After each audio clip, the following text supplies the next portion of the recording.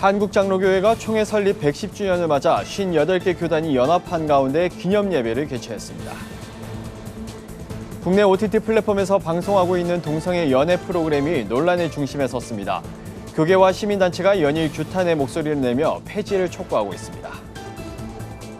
45주년 기념 사업으로 글로벌 인재 양성에 나서고 있는 예장 백석 총회가 졸업을 앞둔 백석대학교 해외 유학생들과 1박 2일간의 수련회를 진행했습니다. 이단 은혜로교회가 교도들을 폭행한 혐의로 수감 중인 신옥주 교주의 석방을 위한 광고로 100억 원 이상 지출했다는 의혹이 제기됐습니다. 총신 신대원 여동문회가 내달 정기총회를 앞두고 여성 목사 안수에 찬성한 이광우 총신대 이사를 지지한다는 성명을 발표했습니다.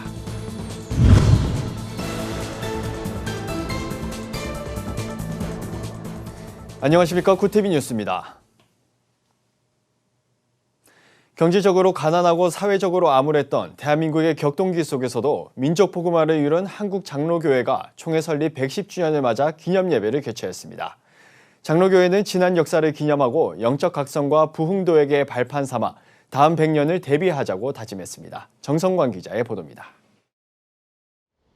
한국장로교회가 총회 설립 110주년을 맞아 26일 서울 충영교회에서 기념 예배를 개최했습니다. 하나님 앞에 역사 앞에 다시 세상의 희망으로란 주제로 진행된 이날 행사엔 대한예수교장로회 합동 배광식 총회장과 통합 유영모 총회장, 백석 장종현 총회장이 공동대회장을 맡았으며 장로교 58개 교단의 임원과 노회장 1000여 명이 참석했습니다. 기념예배에 말씀을 전한 예장 합동 배광식 목사는 믿음의 유산을 지켜온 장로교회가 앞으로 100년의 사명을 꿈꾸는 교회가 되길 바란다고 전했습니다.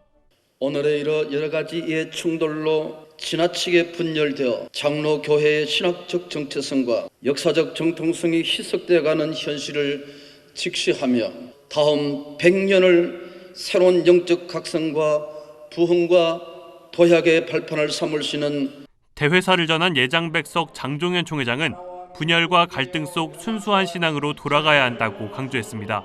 110주년 역사를 맞이한 한국장로교회는 순수한 신앙으로 다시 돌아가야 합니다. 신앙의 선진들이 물려주신 기도와 성령, 회개와 용서의 신앙으로 돌아가야 합니다. 1912년 평양에서 첫 총회를 개최한 이래 110년 동안 민족 복음화와 세계 복음화의 사명을 감당한 한국장로교회는 일본의 식민 지배와 남북 분단, 그리고 한국 전쟁의 고통을 함께 겪어왔습니다. 기독교 대한 하나님의 성회 이영훈 목사는 자신의 어린 시절 신앙의 뿌리는 장로교회 신앙이었다며 축사를 통해 감사의 마음을 전하기도 했습니다. 하나님께서 저를 오늘 순복음께서 이렇게 큰 교회를 섬기게 해주신 모든 배경이 이 장로교회 신앙의 뿌리고 또 신앙교육이 오늘 저를 있게 만들 줄로 믿습니다. 진심으로 축하드리면서 개인적인 사랑의 빛에 대해서 다시 한번 감사드리며 축하 말씀 전합니다. 장로교회는 이날 기념 예배를 통해 교파의 분열과 부끄러움을 딛고 하나의 교회로 서기 위해 노력하겠다고 다짐했습니다. 기념대회 준비위원회 측은 이날 예배를 통해 모여진 헌금을 폭우 피해를 입은 이웃들에게 전달하기로 했습니다. 구티비 뉴스 정성광입니다. 지난달부터 방송을 시작한 동성애 연애 프로그램이 논란의 중심에 섰습니다. 교계와 시민사회가 한 목소리로 연일 규탄의 목소리를 내고 있는데요. 방송사 앞에선 1인 시위가 이어지고 있습니다. 우한나 기자가 취재했습니다. 근데 남편이나 아내가 있는데 누가 아내로 해? 국내 OTT 서비스 플랫폼 웨이브에서 방송 중인 동성애 프로그램의 한 장면입니다. 전통적인 사회 질서에 맞지 않는 문제로 난관에 부딪힌 한 동성 커플의 모습을 보여주고 있습니다. 사회, 나아가 국가를 이루는 가장 최소 단위인 가정의 구성원은 동성 부부가 아닌 남자와 여자의 결합이기 때문입니다. 프로그램의 내용이 이렇다 보니 방송 시작 전부터 논란이 끊이지 않고 있습니다. 교계와 시민단체들은 OTT 업체 사옥 앞에서 프로그램 송출을 규탄하며 폐지를 촉구하고 있습니다. 1인 시위에 나선 반동성애 기독시민연대 주요셉 공동대표는 기업과 방송사들이 시청률과 광고 수입을 늘리기 위해 성윤리 규범 파괴에 대해선 책임을 지지 않는다고 지적했습니다. 그래서 동성애가 미화되고 권장할 사항인 것처럼 만드는 프로를 이런 대기업과 방송 3사가 만들 수 있느냐, 여기에 대해서 우리 사회, 우리 국민이 상식선을 넘어섰다. 그렇기 때문에 학부모들이나 우리 시민단체가 강력하게 반대하고 있는 것입니다. 해당 프로그램을 방송하고 있는 OTT 플랫폼 웨이브는 지상파 3사와 통신사 SK텔레콤이 합작해 출범시킨 기업입니다. 전 세계적으로 OTT 서비스가 주류 미디어로 자리 잡고 있는 가운데 국내 토종 OTT 기업 중 가장 규모가 큽니다. 그렇기 때문에 웨이브가 동성애라는 자극적인 소재를 내걸고 돈벌이 수단으로 프로그램을 활용한다는 지적을 피하긴 어렵습니다. 주요셉 대표는 특히 동성애 프로그램을 두고 학부모들의 우려가 크다고 말합니다. 우리 사회가 용인하기 어려운 동성애물을 방송한다는 건 금도를 벗어났다며 상상력이 풍부한 청소년들에게 모방 충동을 일으켜 쉽게 따라하도록 하고 올바른 성적 가치관에 혼란을 준다고 비판했습니다. 구TV 뉴스 우한나입니다. 의료 전문가들은 리얼리티 동성애 프로그램이 청소년의 모방 심리를 자극할 뿐만 아니라 상당한 부정적 영향을 줄 수 있다고 경고하고 있습니다. 이어서 장현우 기자가 보도합니다. 이런 우려는 의료계에서도 나타납니다. 전 연세대 의대 민성기 정신과 교수는 청소년은 지성이 감정을 조절하지 못하는 미숙한 상태라며 동성애라는 평소에 접하지 못하는 장면을 보면 유혹에 쉽게 빠질 수 있다고 설명했습니다.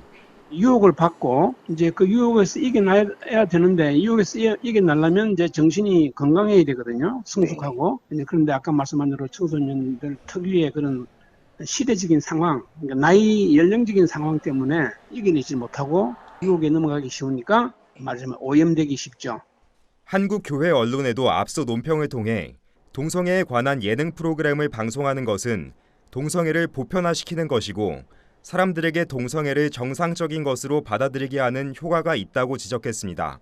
그러면서 웨이브 출자 기업인 SK텔레콤과 지상파 3사는 책임감을 갖고 동성애 프로그램을 폐지하고 우리 사회를 혼란하게 만든 제작 관계자들을 문책해야 한다고 덧붙였습니다. 주요셉 대표는 프로그램이 폐지될 때까지 1인 시위를 멈추지 않겠다며 제작자들이 문제의 심각성을 인식할 때까지 계속 투쟁할 것이라고 밝혔습니다. 구TV 뉴스 장현우입니다. 대한예수교 장로회 백석총회는 내년 총회 설립 45주년을 앞두고 교단의 비전과 정체성을 세우기 위한 17개의 기념사업 계획을 발표했습니다. 이 일환으로 총회는 백석학원에 재학하는 해외 유학생들을 글로벌 리더로 세우기 위한 GCL 인재 양성 사업을 진행하고 있는데요. 사업본부는 최근 타지에서 생활하는 학생들을 위로하고 한국의 역사를 배울 수 있는 뜻깊은 시간을 마련했습니다. 권현석 기자가 보도합니다.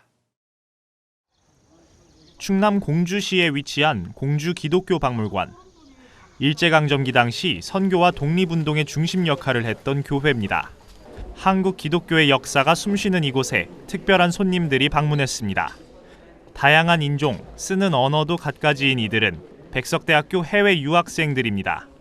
백석대학교회 봉사자들의 인솔을 받으며 대한 독립의 역사를 배우고 Yugansun is independence activist because Japan conquered our country, Korea. 한옥마을을 방문해 우리 문화를 체험하기도 했습니다. I was so happy to know more about Korean history.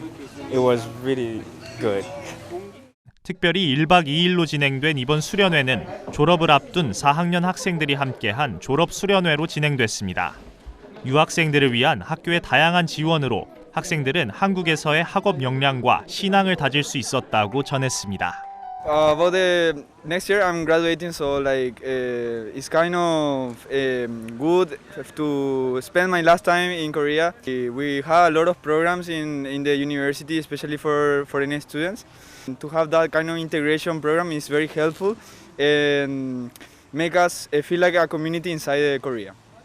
저는 백석에서 그 월요일마다 체포 시간이 있어요.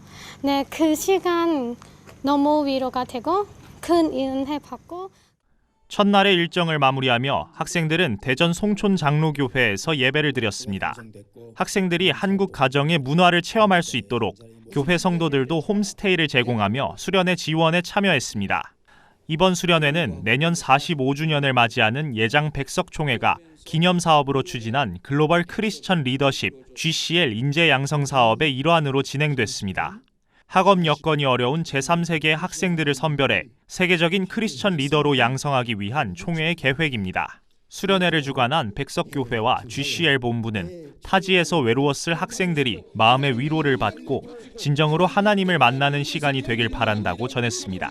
백석총회에 속한 교회들과 학생들, 백석대학에 있는 모든 사람들이 함께하는 17개 본부로 구성을 해서 그 중에 하나가 우리 글로벌 리더 인재 양성이에요. 그래서 저들에게 마음의 위로와 약간의 도움을 주고 이렇게 1박 2일 수련을 통해서 마지막 학기를 좀 이렇게 다시 이렇게 힘을 내자라고 하는 마음으로 시작을 했고요. 그래서 이번 한 학기 마지막 학기를 잘 보내서 우리 학생들이 본국에 돌아갔을 때 어떤 일들을 하게 될지 하나님 어떻게 사용하실지 기대도 되고요.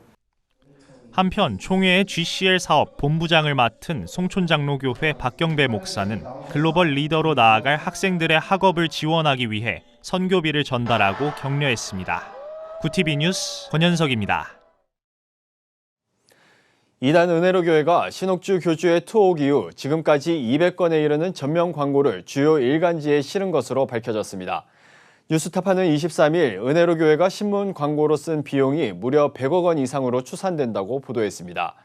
2020년 5월 처음 등장한 은혜로 교회 광고는 동아일보, 조선일보, 한국경제, 문화일보 순으로 집행됐습니다. 이 중 동아일보는 코로나19 원인은 신옥주를 옥에 가둔 탓이라는 내용의 광고도 실은 것으로 알려졌습니다. 신옥주는 교도들에 대한 폭행과 특수폭행, 감금 등의 혐의로 2020년 2월 대법원에서 7년형을 확정받고 수감 중입니다. 총신대학교 신학대학원 여동문회가 9월 중순에 열리는 대한예수교 장로회 합동 정기총회를 앞두고 여성 목사 안수에 찬성한 이광우 총신대 법인 이사를 지지한다는 성명을 25일 발표했습니다. 여동문회는 지난 15년간 총회에 여성 안수를 허하라고 호소했지만 거의 응답이 없었다며 이런 때 총신대 이사 이광우 목사가 여성 목사 안수가 성경에 부합한다고 의견을 낸 건 어둠 속의 한 줄기 빛과 같다고 밝혔습니다. 이광우 목사는 지난 8월 예장합동 107회 총회를 한 달여 앞두고 여성 안수를 허락하라는 의견을 SNS를 통해 주장한 바 있습니다. 정부가 이집트 여행 경보를 완화했습니다. 지난 2014년 테러와 치안 불안을 이유로 여행 경보를 강화했다가 8년 만에 다시 완화한 겁니다. 이집트는 대표적인 기독교 성지로 꼽히는 곳입니다. 따라서 이번 여행 경보 완화로 기독교인의 성지 순례에 대한 기대감이 커졌습니다. 홍순아 한국성서지리원장은 2014년 이전에도 수차례 이집트를 찾았는데 지금은 당시와 비교할 수 없을 정도로 많은 곳에 검문소가 생겼다며 정부가 안전한 성지 순례를 돕기 위해 다각도로 노력하고 있다는 것을 느꼈다고 말했습니다. 그러면서 이집트 성지 순례를 준비하는 교회들은 가이드의 안내를 잘 따르고 돌발 행동만 하지 않는다면 안전한 성지 순례를 할 수 있다고 조언했습니다.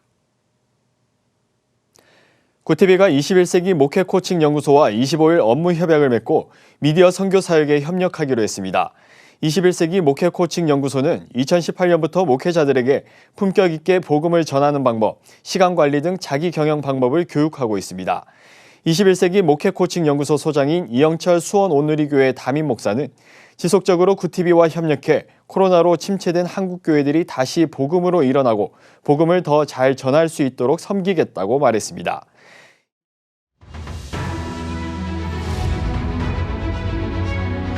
오늘의 이슈 포커스입니다. 문재인 정부에서 추진했던 해군의 3만 톤급 경항공모함 건조 사업이 좌초 위기에 놓였다는 관측이 나오고 있습니다. 군 관계자들에 따르면 경항모 건조에 대해 군 안팎에서 효용성 논란이 계속되고 있습니다. 북한과 대치하는 상황에서 연안 방어 전력에 더 투자해야 한다는 논리와 중국과 일본 등 주변국 해상 팽창에 대응해 경항모가 필요하다는 주장 등이 충돌하고 있다는 겁니다. 군은 경항모 사업 추진의 방향을 결정하기에 앞서 함재기의 국내 개발 가능성에 대한 정책 연구와 검토 등이 선행돼야 한다는 입장인 것으로 전해졌습니다. 서울시가 택시 기본요금을 800원 이상 올리는 안을 검토 중인 것으로 알려졌습니다. 올해 연말부터 심야 할증 시간을 앞당기고 할증 요금을 최대 40% 올리는 방안도 추진됩니다. 26일 서울시에 따르면 현재 3,800원인 일반 택시 기본요금을 20% 이상 올리는 안을 포함한 택시요금 조정안을 마련 중입니다. 그동안 택시 기본요금은 평균적으로 24%가량 올랐고 이를 적용하면 4,600원에서 4,800원 사이가 될 가능성이 큽니다.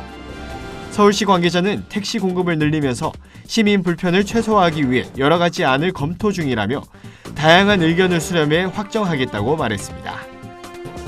법무부가 내달 1일부터 제주도에 전자여행 허가 제도를 도입한다고 26일 밝혔습니다.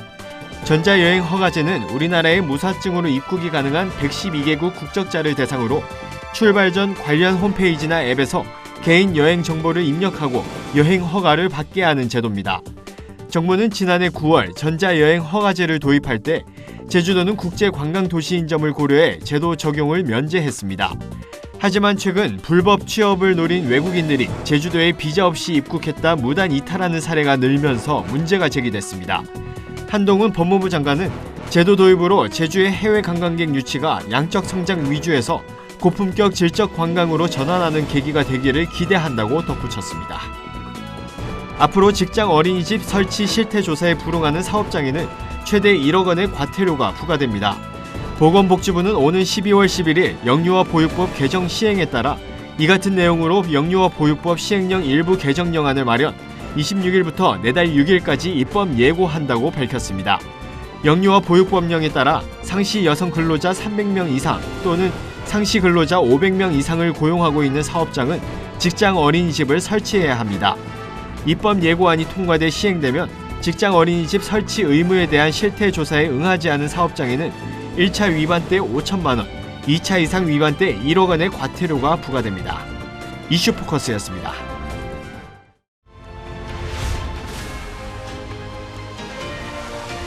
구티비 월드와이드입니다. 우크라이나 정부가 블라디미르 푸틴 러시아 대통령을 침략 범죄자로 처벌하겠다며 국제형사재판소가 아닌 별도의 국제재판소 설립을 추진하고 나섰습니다. 우크라이나는 푸틴 러시아 대통령뿐 아니라 러시아군 수뇌부, 친러시아 평론가 등을 침략 범죄 혐의로 이 재판소에 넘길 계획입니다. 우크라이나 검찰이 지금까지 찾아낸 침략 범죄 피의자만도 600명에 이릅니다. 안드리 스미르노우 우크라이나 대통령실 부국장은 재판소는 이들에게 범죄자의 낙인을 찍어 문명 세계를 여행할 수 없도록 하는 기능을 할 것이라고 기대했습니다. 중국이 시진핑 국가주석의 3년임 여부를 포함한 차기 지도부 구성 문제를 결정할 제20차 공산당 전국 대표대회 국면으로 돌입한 양상입니다. 당 대회는 5년 주기로 열리는 중국 공산당의 최대 정치 행사입니다. 다가오는 당대회의 최대 관전 포인트는 역시 시 주석의 재연임 여부입니다.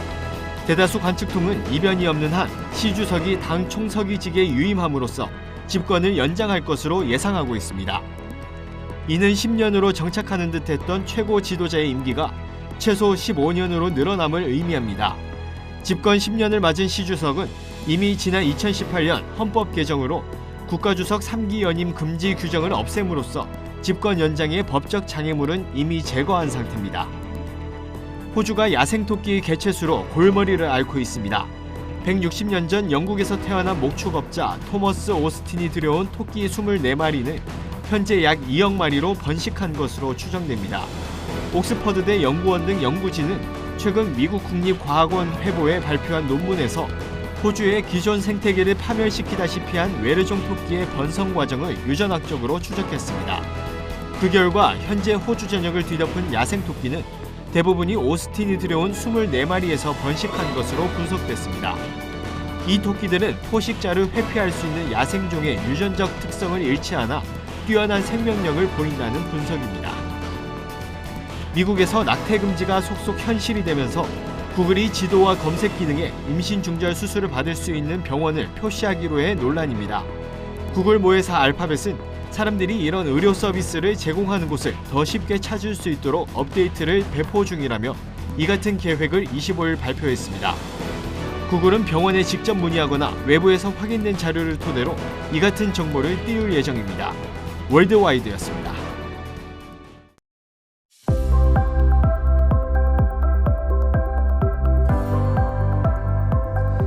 내일은 구름이 많다가 오전부터 차차 맑아지겠습니다. 당분간 전국 대부분 지역의 낮 기온이 30도 이하의 분포를 보이겠으나 지역에 따라 체감온도가 30도를 넘는 곳도 있겠습니다. 내일은 중국 북부 지방에서 확장하는 고기압의 영향을 차차 받겠습니다. 이어서 전국 날씨입니다.